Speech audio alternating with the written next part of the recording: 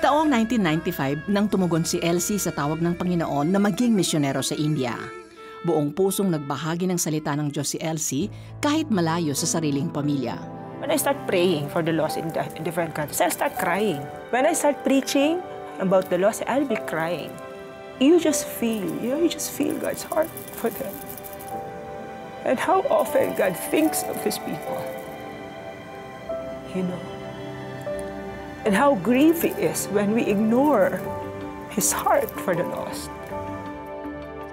Hanggang mangyari ang di inaasahan. I was angry at God. In my heart, I started saying, how can you let this happen to me? Nangyari kay Elsie Reyes ang bagay na kinatatakutan ng sinumang babae, ang mapagsamantalahan.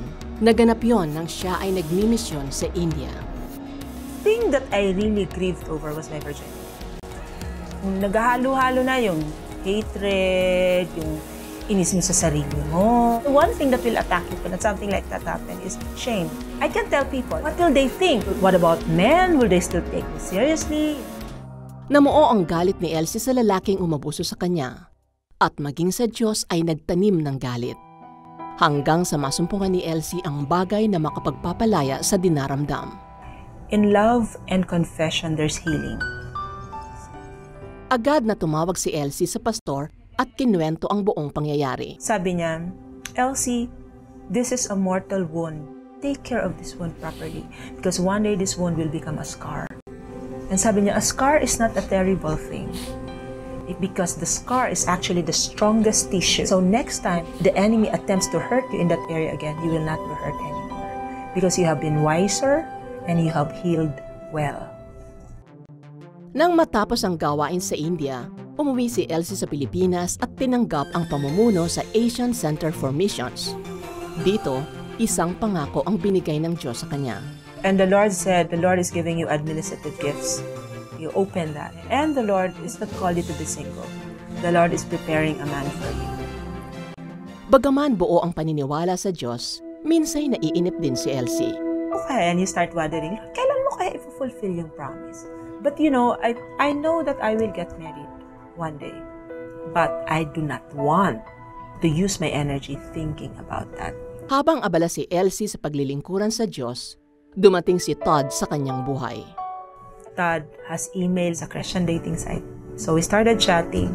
So I finally asked him, why are you investing so much time? Sabi niya, I'm really chatting with you with the hope there may be a chance for us for a long-term relationship. He was very serious. Sa pagkakataong ito, ipinagtapat na ni Elsie kay Todd ang sinapit sa India. Basta ang sabi niya lang, I'm glad it's in the past. His goal is to make up. If other guys did not treat me well, He will make sure I'm treated well. Matapos ang ilang buwang pagchat-chat ni na Elsie at Todd, nagpa siyang magkita ang dalawa sa Maynila. We never had experienced awkward moments. When he finally proposed and, he said his piece, and I would like to formally ask and for Elsie's hand in marriage from you. Do you give me your blessing? At ikinasal sina Elsie at Todd sa Amerika. Patunay na tapat ang Diyos sa kanyang mga pangako. Ngayon ay nagtatrabaho si Elsie bilang Vice President for Operations sa Sam Bible College and Theological Seminary sa California. Ang paaralang ito ay nagbibigay ng training sa mga misyonero upang maipalaganap ang mabuting balita ng Panginoon sa Amerika at sa buong mundo. Sabi ko, Lord, what is your plan? Sabi niya, be a history maker in this land. Sabi ko, Lord, that's a tall order. How can I be a history maker in this land? This is America. I'm a Filipino here. I don't even hold a U.S. passport. So I struggled with that instruction. How? And then the Lord reminded me something. Sabi niya, it's because you understand history maker from a different perspective. So what do we need to do? We need to go to Latin America. We need to go to Asia. We need to go to Africa.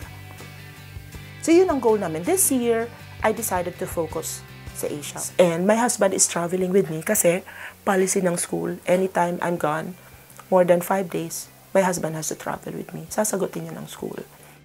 Bagaman mabigat ang kanyang trabaho, alam ni Elsie na tinawag siya ng Diyos upang magturo at tumulong sa mission saan mang panig ng mundo. Nagtutungo siya sa iba't ibang bansa kahit walang tinatanggap na karagdagang sweldo para dito. Minsan ay tinanong siya ng mga opisyal ng paaralan kung kaya ba niyang gawin ito kahit mahirap. Sabi nila, "Do you think you can do this?"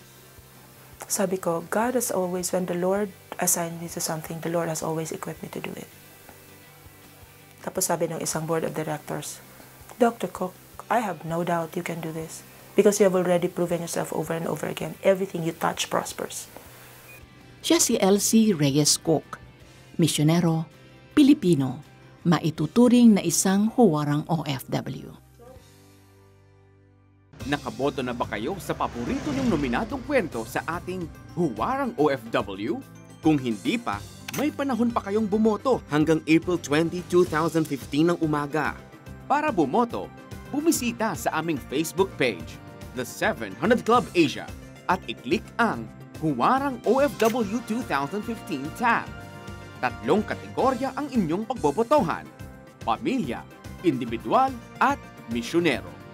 Kung na-miss ninyo ang unang batch ng ating mga nominees, mag-log on lang sa cbnasia.org/mediacenter kung saan tampok ang mga nominadong kwento.